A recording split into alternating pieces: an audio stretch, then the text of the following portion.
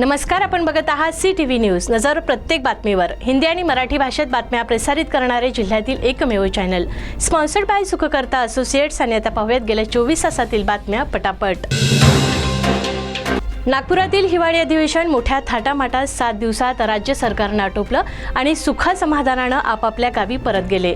परंतु त्या क्षणी चंद्रपूर जिल्ह्यातील नागभेड तालुक्यातील मितनूर येथे एका शेतकऱ्याला सावकाराचे कर्ज फेडण्याकरिता स्वतःची किडनी विकावी लागल्याची धक्कादायक घटना समोर आली आहे।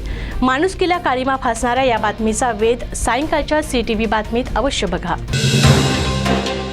घरगुती वापराकरिता देण्यात येणारे सबसिडीवरील सिलेंडरचा तुटवडा गडचिरोली जिल्ह्यात भासत होता। या अनुषंगाने दिनांक 13 डिसेंबर ते 15 डिसेंबर या कालावधीत जिल्हाधिकारी अविशांत पंडा यांच्या मार्गदर्शनात जिल्ह्यातील संपूर्ण तालुक्यात हॉटेल व्यावसायिकांवर धाडी टाकण्यात आल्या। या धाडी 100हून अधिक घरगुती वापरातील सिलेंडर जप्त करण्यात आले। राज्यात 15 जानेवारी रोजी महानगरपालिकांची निवडणूक जाहीर करण्यात आली, परंतु नागपूर आणि चंद्रपूर महानगरपालिकेत आरक्षणाचा घोळ कायम असल्यामुळे OBC वर्गातून निवडणूक लढणाऱ्यांवर मात्र टांगती तलवार असणार आहे। कदाचित त्यांना फेर निवडणुकीलाही सामोरे जावे लागेल असा अंदाज राजकीय विश्लेषकांकडून बांधला जात आहे। चंद्रपूर जिल्ह्यात झालेल्या नगरपालिका निवडणुकांचे निकाल आता काही दिवसांवर येऊन ठेपल्यामुळे या निवडणुकीत उभ्या असलेल्या उमेदवारांच्या मनातील धाकधूक मात्र वाढल्याचे दिसून येत आहे। अनेक उमेदवारांनी स्वतःला मिळणाऱ्या मतांची बेरीज वजाबाकी सुरू केली आहे, परंतु जनादेश काय म्हणतो हे 21 डिसेंबरलाच कळेल। केंद्र सरकारतर्फे रेल्वेचे जाळे वाढवण्याचा प्रयत्न सुरू आहे आणि याच अनुषंगाने वर्धा ते बल्लारशा या मार्गावर 4थी रेल्वे लाईन टाकण्यात येत आहे।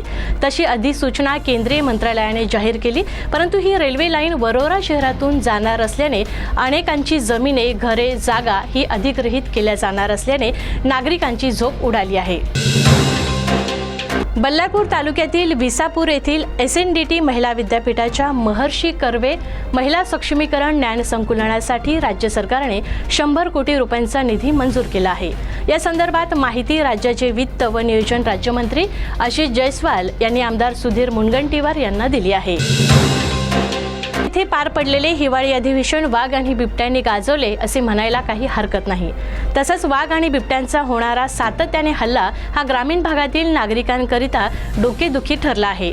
सावली तालुक्यातील गुराख्याचा वाघाच्या हल्ल्यात मृत्यू झाला, तर सिंदेवाही तालुक्यातील कापूस वेचणीकरिता गेलेल्या महिलेवर हल्ला करून वाघाने ठार केल्याची दुर्दैवी घटना घडली आहे।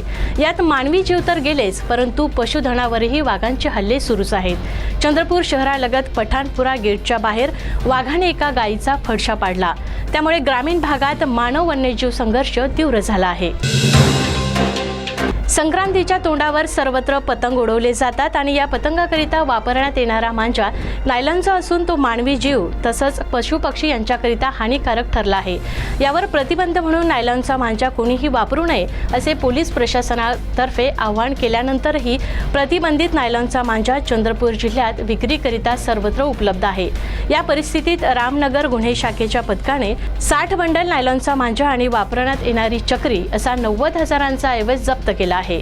आरोपीचे नाव प्रतीक अरुण नागपूर, वय 23 वर्ष असून हा राजकला टॉकीजच्या मागे बालवीर वार्डातील रहिवासी आहे।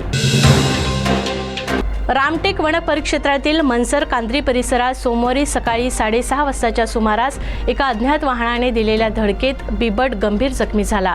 जखमी बिबट्याला तातडीने नागपूर येथील सेमिनरी हिल्सवरील ट्रान्झिट ट्रीटमेंट केंद्रात उपचारासाठी दाखल करण्यात आले। या दरम्यान त्याच्या पायाला, तोंडाला फ्रॅक्चर असल्याचे सांगण्यात आले। तसंच बिबट्याच्या डोक्यालाही प्रचंड मार लागल्याने बिबट कोमात गेला आहे। दरम्यान वन खात्याचे पथक त्या वाहनाचा शोध घेत आहे।